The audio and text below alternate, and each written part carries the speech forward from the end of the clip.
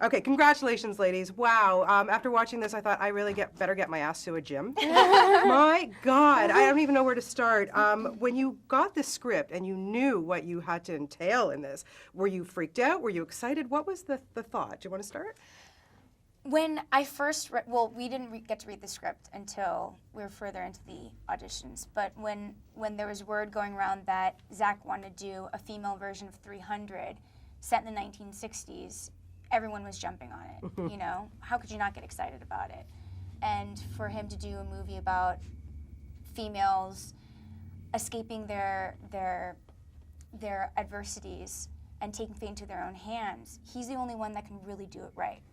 Do you know what I mean? With all the action sequences and the relationships. And Were you scared, Jena, to get started with this? A little bit. I mean, I know part of the thing is they were saying that, you know, before you even audition, there's going to be a lot of physical training and it's going to be quite intense and all of these things. But I don't know. I've always kind of had this part of me that felt like I could do things like that, but I never had been either asked or explored or inspired to sort of, you know, I'd never even been to the gym before I did this film, like literally.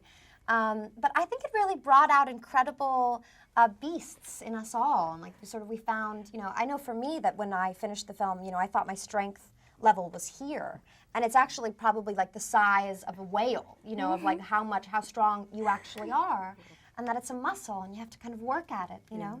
Vanessa, I mean, I would think that this, you know, just being in a film like this and having the chance to train like you girls did, it would just give you such a sense of confidence and empowerment. It totally does. I mean, it was amazing because I got to do it with 4 other amazing girls who were strong, and when you do something and you're stripped of all the makeup and the looks and all that stuff aside, and you're just putting your best foot forward and you're sweating together and you are just pouring your blood and your heart and your soul into these workouts, it's like you can't help but make this amazing bond. And it's like I got paid to be in the best shape of my life and try things I never thought I would do. Yeah, were you guys, after you did all this and you finished the film, we were thinking like, oh my God, I can't wait to have a donut. Like, what is that like? Or do you want to just continue with that kind of workout and regimen? Continue, but I feel like we were wise, and you know, we weren't trying to like lose. You know, we had us more on like a pro athlete's diet, where we were trying to sort of have a high metabolism, like get really good fats, really good protein.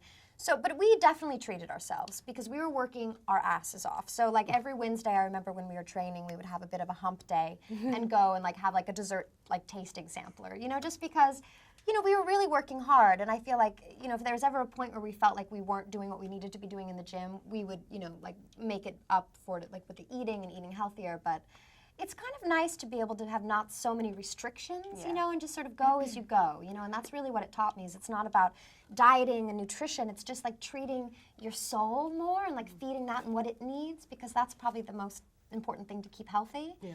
Yeah, I mean, you guys trained with Navy SEALs, and really, you know, were there any injuries? Like, man, you were really kicking ass hard there.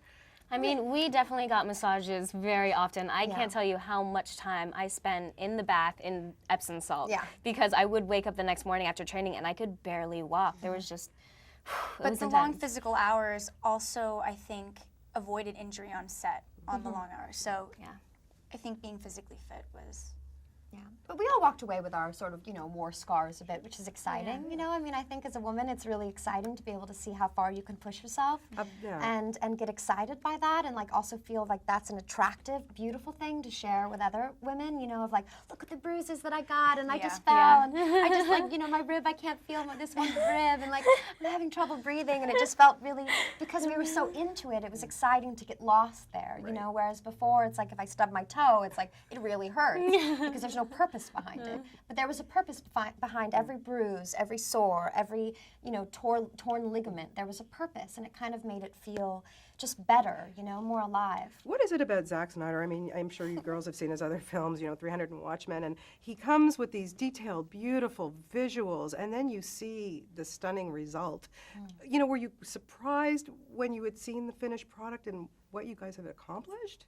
There's only so much that you read on a script and so much that you see on set. And, you know, on set it looks great, but he just always takes it to another level. The first 10 minutes, you know, the beginning of the movie, there's no dialogue, but it tells this beautiful story, and it's done so well, and that's just what Zach does. He's a beautiful storyteller.